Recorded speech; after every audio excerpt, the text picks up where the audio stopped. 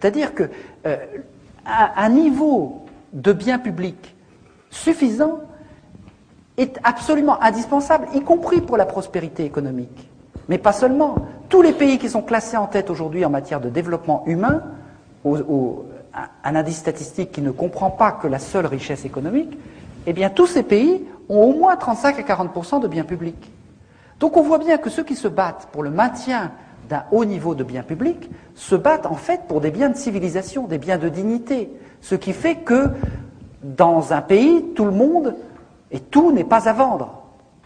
C'est-à-dire que le phénomène de création des biens publics a eu aussi un phénomène de dilatation, d'expansion de la richesse globale.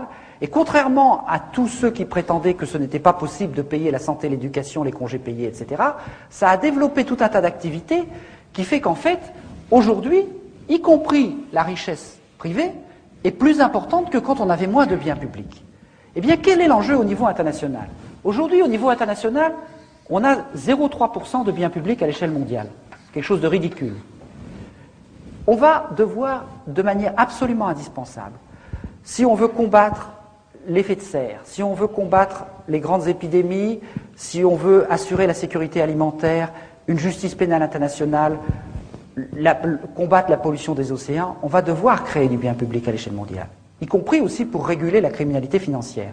En même temps, les deux jeunes Guinéens qui, en s'envolant dans une soute d'avion, il y a 2 ans, ont dit aux dirigeants d'Europe « Nous sommes des êtres humains, nous avons droit à l'éducation et à la santé », ils sont morts de froid, mais ils ont été enterrés comme des prophètes dans leur pays, et c'est des prophètes. Ils ont parfaitement raison. On ne pourra pas ne pas leur donner raison. C'est inévitable.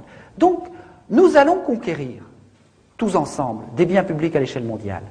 Et ça change totalement le principe de la solidarité internationale. Parce que là, ce n'est pas nous qui allons les aider à travers une espèce d'aide au développement néocoloniale, plus ou moins charitable et plus ou moins détournée. Ceux qui vont se battre pour conquérir du bien public parce qu'ils ne l'ont pas, eh bien, en fait, c'est eux qui vont nous aider. Parce que c'est eux qui vont initier un jeu à somme positive par rapport à une humanité qui aujourd'hui va droit dans le mur en confinant ses richesses à un tout petit nombre. Donc on se rend compte que la perspective d'une construction des biens publics à l'échelle mondiale, sur laquelle nous avons beaucoup travaillé et qui est beaucoup plus accessible que vous ne pensez, parce que nous avons dans notre mémoire le souvenir de la manière dont nous les avons conquis, eh bien, cette construction des biens publics à l'échelle mondiale renverse complètement la perspective de la solidarité internationale.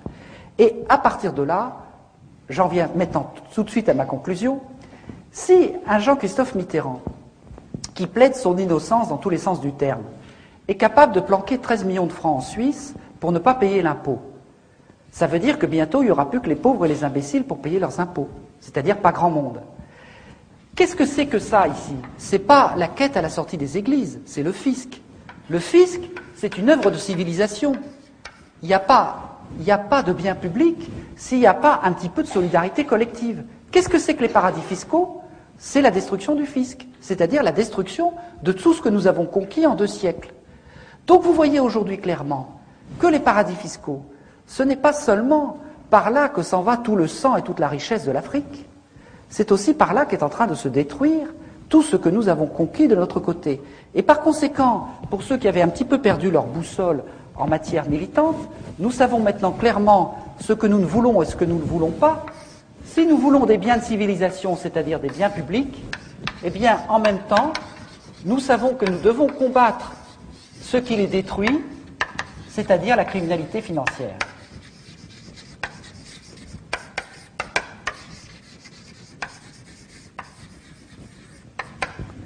Voilà.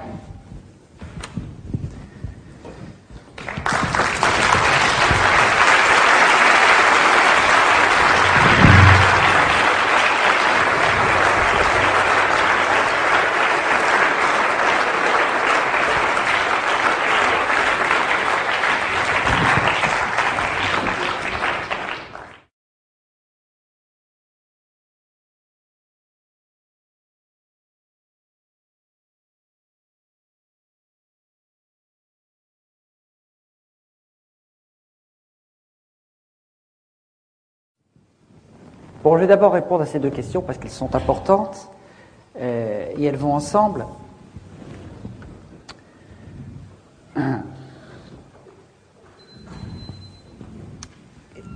Ce qui est difficile quand je viens de faire cette démonstration, c'est que je vous parle des délires de l'étage supérieur. Mais il y a encore beaucoup de gens qui se battent à ce niveau-là. Il y a encore des juges intègres, il y a encore des journalistes honnêtes, etc., etc. Il y a un certain nombre de gens qui ne sont pas totalement hors des règles du jeu. Même si par rapport à la justice et au droit, pour dire les choses autrement, la démocratie, c'est d'abord la capillarisation des contre-pouvoirs. C'est-à-dire le fait qu'à cet étage-là, un certain nombre de gens défendent les règles du jeu contre des gens qui les méprisent. Et évidemment, si les contre-pouvoirs disparaissent, il n'y a plus de démocratie. Or aujourd'hui, ce que j'explique dans mon dernier livre Noir Chirac, c'est que Chirac a partie liée totalement avec ceux qui sont en train de verrouiller très rapidement deux des contre-pouvoirs majeurs qu'il y a en France, c'est-à-dire la justice et les médias, à travers la haute hiérarchie judiciaire et la propriété progressive d'un certain nombre de médias, l'un des derniers épisodes étant le Figaro, conquis par Serge Dassault, l'héritier du lobby militaro-industriel, mais c'est pas fini. Donc on voit bien que, à la fois, aujourd'hui, on assiste à des choses qui donnent un espoir formidable. Hier, dans Le Monde, vous avez vu, nous avons créé une association avec Maître Bourdon, qui m'a défendu contre les chefs d'État, et cette association a porté plainte au nom de 7 paysans camerounais dont les plantations ont été massacrées par un exploitant forestier français.